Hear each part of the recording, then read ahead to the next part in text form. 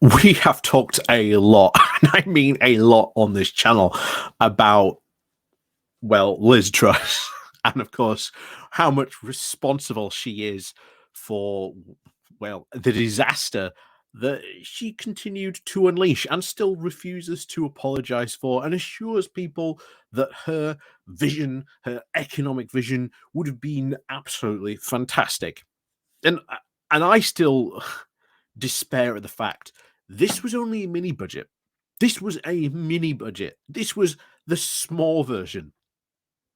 And we had an economic crash that, let me remind you, almost took out the UK pensions industry because of how heavily invested the UK pension industry is in various different things up and down the UK. If that had fallen, and as we knew from, I think the Bank of England had said that there were pension companies hours, hours away from becoming bankrupt, this would have had a ripple effect through our economy that who knows what kind of economic disaster we would have had if the bank had not decided to step in when it did.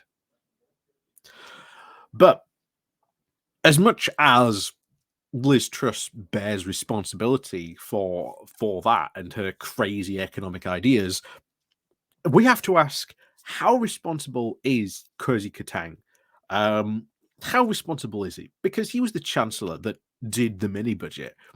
He was responsible for reading it out, and you can even see at the time the film that was made of him delivering the mini budget and the line of the UK economy just going down like that as he is delivering it.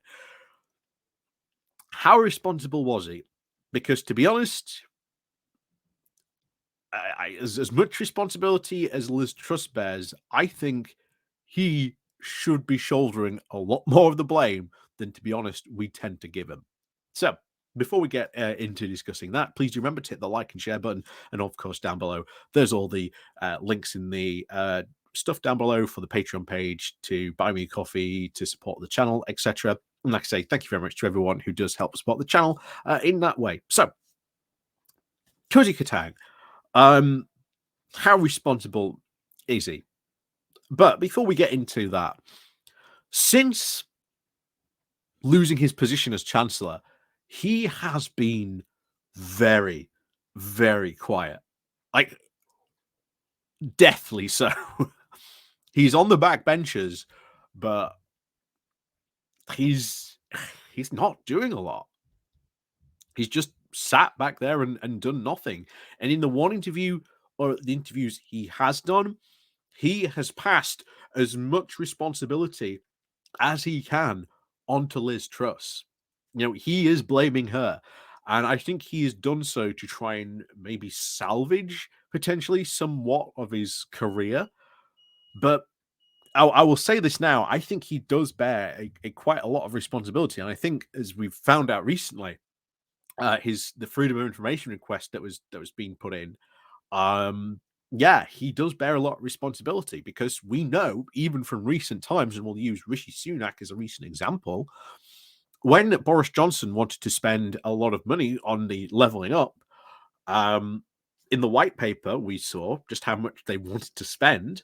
When we got to the Treasury part of how much money the Treasury was going to allocate to all this, it was a drop in the ocean. So the idea that is sometimes often used by Kwarteng defenders that, oh, the Chancellor can't say no to the Prime Minister. Rishi Sunak said no constantly to the spending whims of Boris Johnson constantly. And levelling up was the recent, easily the most biggest example of that. So the idea that a chancellor can't say no to a prime minister, well, look at the relationship that Sunak and Boris Johnson had, of where Boris Johnson wanted to spend all this money on levelling up. Sunak turned around and went no.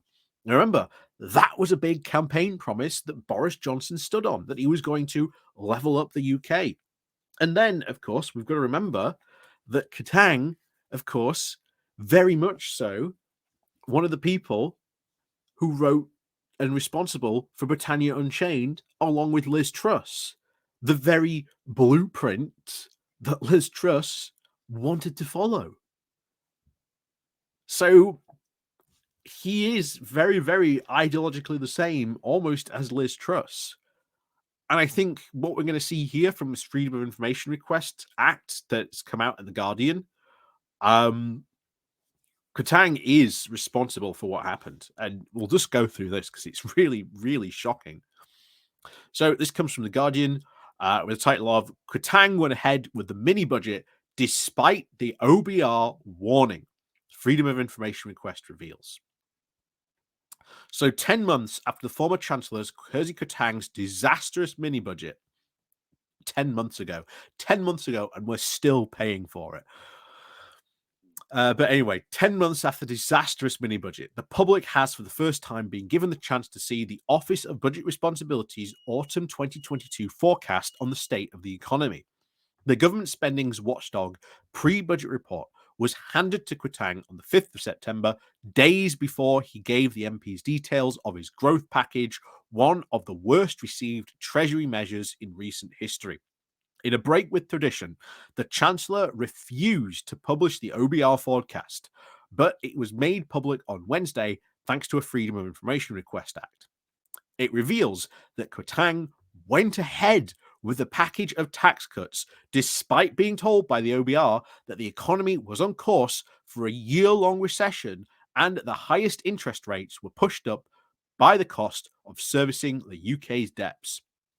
The decision to withhold the OBR forecast contributed to the financial market jitters before an event that subsequently led to the run on the pound, sharply hiring borrowing costs, and a crisis in the UK pensions industry. Kwarteng was then sacked by the Prime Minister Liz Truss 3 weeks after the mini-budget, after only 35 days as Chancellor. And remember, Liz Truss only sacked Kwarteng because she was under pressure by the Conservative Party to get rid of Kwarteng. And then that's what led to her putting in Jeremy Hunt. And then Jeremy Hunt tried to put in this, the whole stabilization budget to undo those effects. So, how much responsible is Kersey Kwarteng for the entire debacle? Well, even though, to be honest, compared to the fact that, Liz Truss never apologized, has gone on world tours over in America, constantly saying that she did nothing wrong, that her ideas were right, and that she would even go further, harder, and faster had she had the opportunity. I think Tang is responsible, but ultimately for the disaster that was, Liz Truss's very short-lived premiership, it was all on her. She still bears responsibility, but Kwarteng and the fact that he ignored the OBR's warnings on this, where as Chancellor you should be responsible for responding to these types of economic warnings and responding to them and saying, you know, it's big trouble. He put the UK into a big trouble that we're still suffering from and trying to get out of. So he does bear, responsibility. And even though he has tried to blame Liz Truss and kept very quiet compared to, of course, Liz Truss, he still should deserve some responsibility. And recently we talked about, a list of which Conservative MPs we should target most to certainly get rid of. Well, I'll tell you now, Kersey Kwarteng, certainly one of them, along with, of course, Priti Patel, Dominic Raab, Chris Skidmore, and, of course, Elizabeth Truss. Of course, all authors of Britannia Unchained. Of course, Dominic Raab. But, certainly they should, I think, be targeted by tactical voting and ejected, and voters in those areas reminded of the crazy stuff that they have been saying, along with people like, Lee Anderson and Miriam Cates and, everyone's favorite member of parliament of the 18th century, Jacob Rees-Mogg.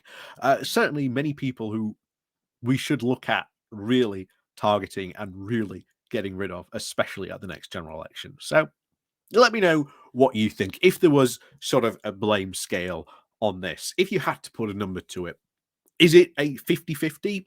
Do you think it's maybe a 60-40 in towards Truss? Let me know what you think in the comments down below. But as always, thank you very much for watching. And of course, please do remember to click on the like, share, and subscribe button before you leave. And of course, as always, we'll see you all next time.